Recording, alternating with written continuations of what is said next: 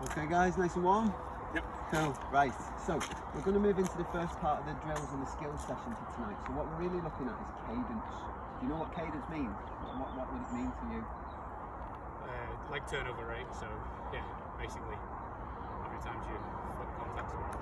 Yeah, so again, and it's normally on one side. Yeah. Okay, so what we're going to start with is just getting to know what your cadence is.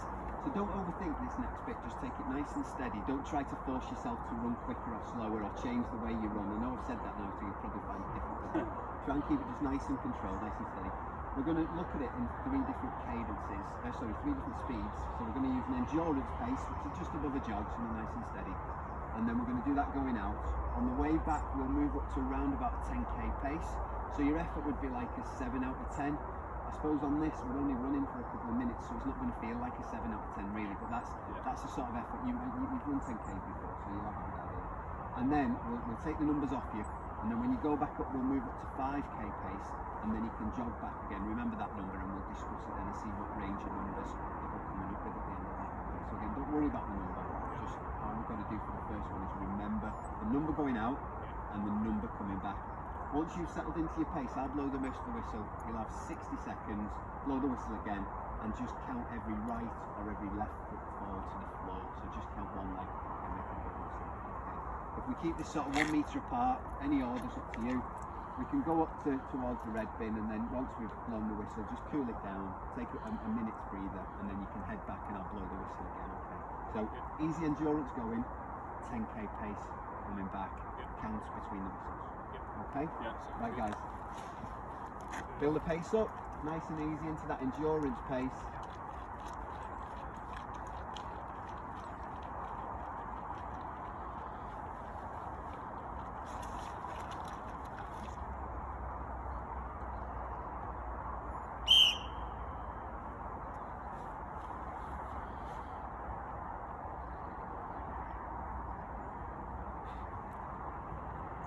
Tony's looking at his watch to make sure that he's got his pace right.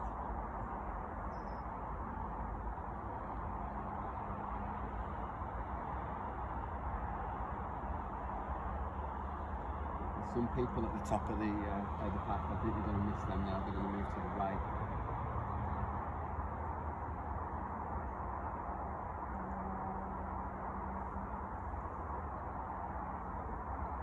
That's 40 seconds.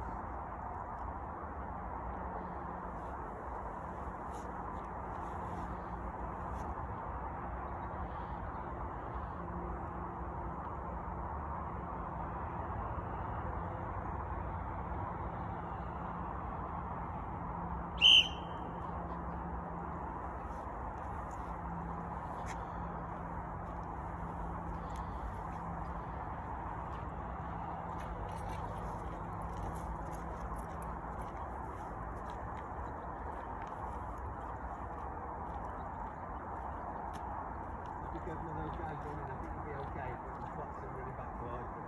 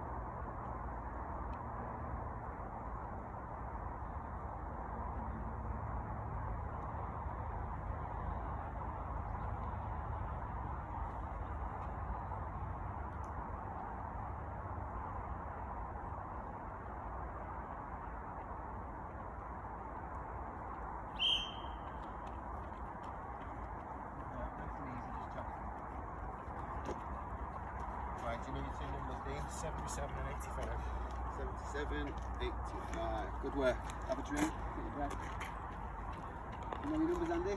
Yeah. Go on. 71 and 73. Yeah. Tony? 81, 85. 81, 85. So, we'll go again in a minute, but just while you're having a breather. So we've got 71 to 81 at the moment for the slower pace. So there's a difference of 10. Or if we're doing to multiply that on both sides, it's 20, isn't it? So it's like 10 steps, 10 strides or 20 steps a minute. It's already quite a bit of a difference. And then you've all increased your cadence to go faster. So you've gone up to that 10k pace. It's quite a step up, isn't it, to that second pace? Again, 77 to 85, 71 to 73, and 81 to 85. So you need between 2 and 7, 8 steps per minute on the side. Okay. So we'll see what happens now on a 5k effort again. Just 1 minute at 5k pace. Once you turn around at the top, just jog it back in your own time, and we'll take a breather, and then we'll look at the full set numbers. Okay. So same again. Just keep your. A little bit because it's getting a bit. Yeah. Okay. Yeah. See what's going fast. Perhaps stay in single file on that right hand side just to watch these people.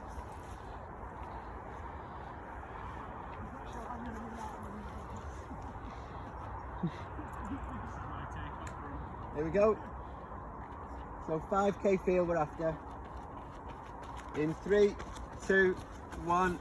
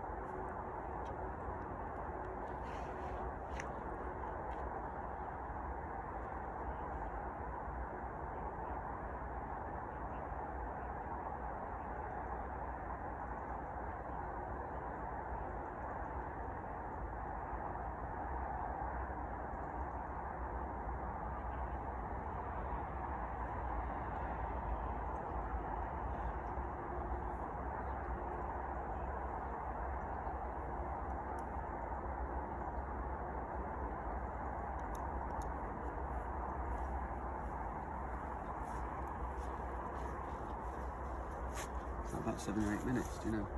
8.5.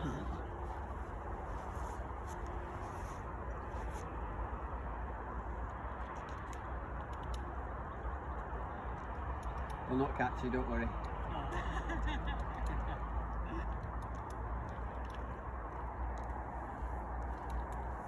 Take a new sound. I'll give it a go. Yeah, why not? That's what life's about, isn't it?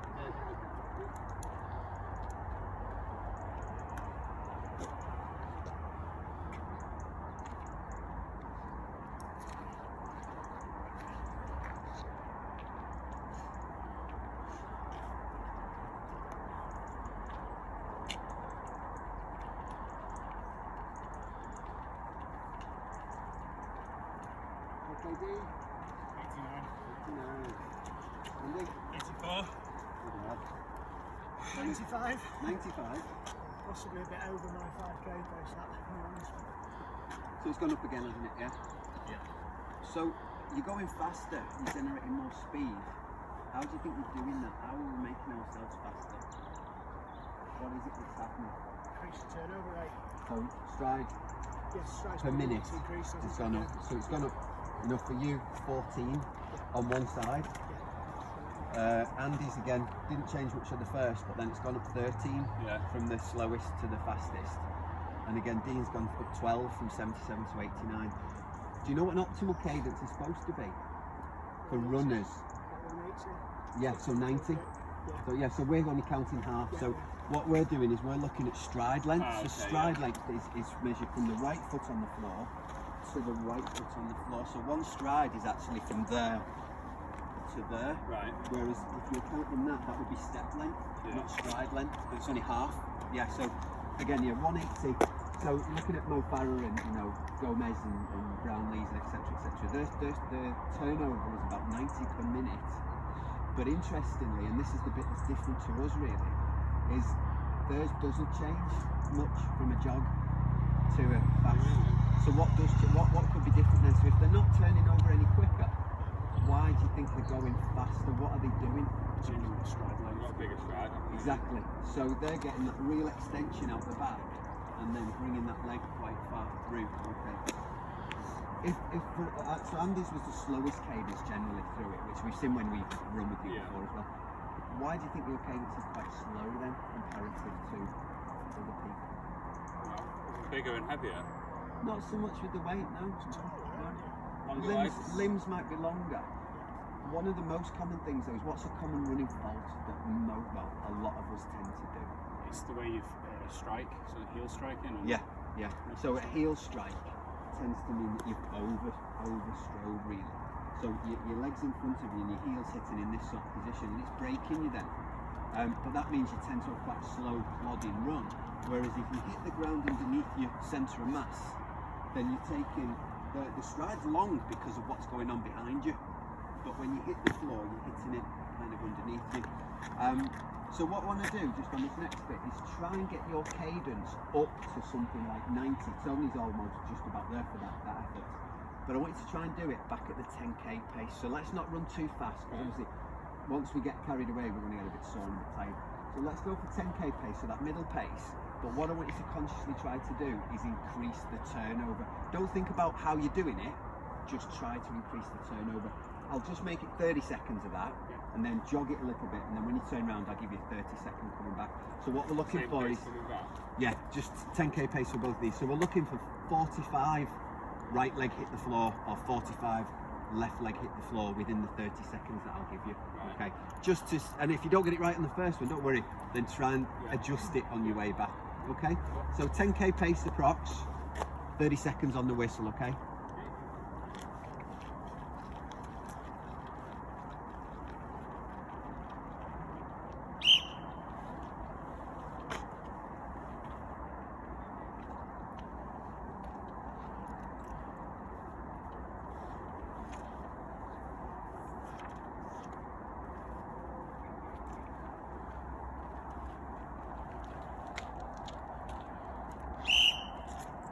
Sorry about that. That's good, yeah.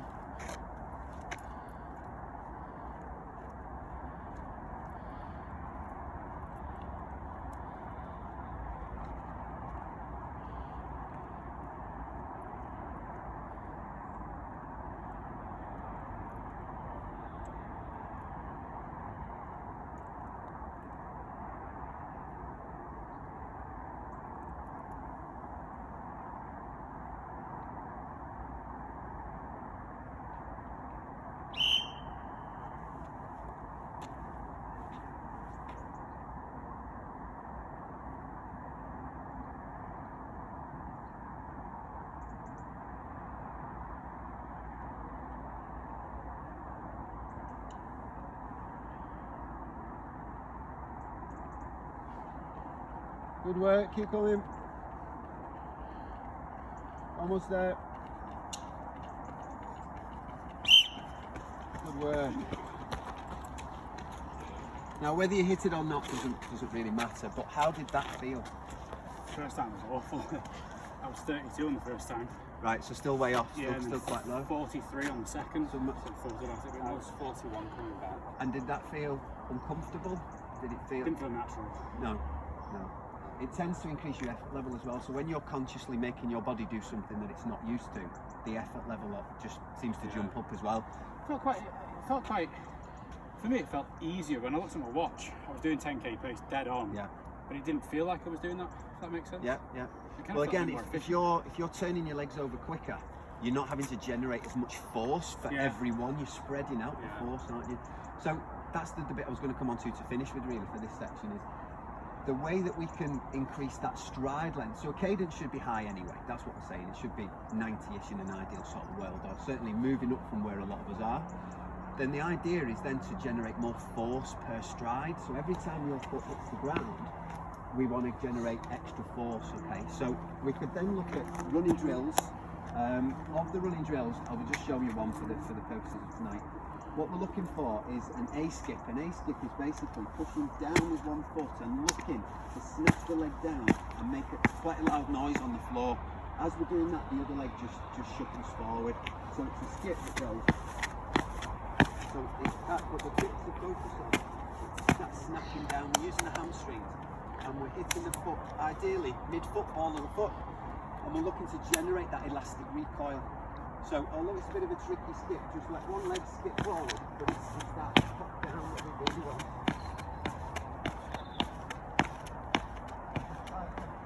You can sink your arms with it. We're not looking for distance or height. We're just looking for speed really, and pop down. Okay? If you've not done it before, doesn't matter. Let's have a go. All we'll do is 5 or 10 seconds out, 5 or 10 seconds back. That's it. Okay? Oh, mate. Yeah. Have a go, and we'll give you some pointers. But I'm out of breath. Takes me a while to get into some Yeah. That's it. Pop it down. Yeah. Just let the foot just shuffle forward. That's it. Think about the high knee lift. Slam it down. Okay, take a breather. Take a breather. Again, it does take a little bit. So as that comes up, that one stops. Yeah. But we reel. That's it. Pop that leg down. Use your hamstring. Pop that leg down. And turn your down. We'll do it once more, but that's it. Yeah. So drive with the arm. So as you lift, pop the opposite arm. Yeah. Good. Good. Good. Opposite arm. Opposite. That's it. Yeah. Okay. Slow down. Right. We'll just give it one more go, and then we'll do your cool down for tonight. Again, just 5 or 10 seconds is all we're looking for. Body upright. Just look slightly into the distance. Pop it down. Pop it down. Use your arms, Dean. That's it. Go on. Drive with the arms. Remember, a lot of our running comes from the arms.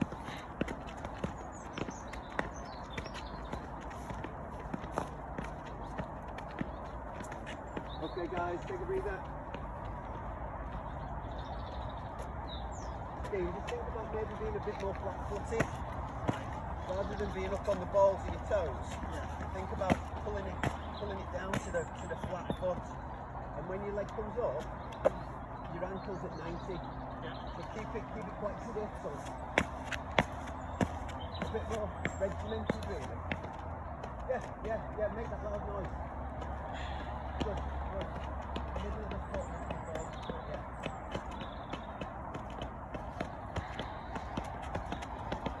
Good work, that's getting better, Dean, well done. That's it, use the arms down, drive them arms forward. Good, drive. Okay guys, walk it in. Well done, thank you very much. We'll just do a cool down and we'll discuss what you felt about things. So that'll do, Nick, thank you.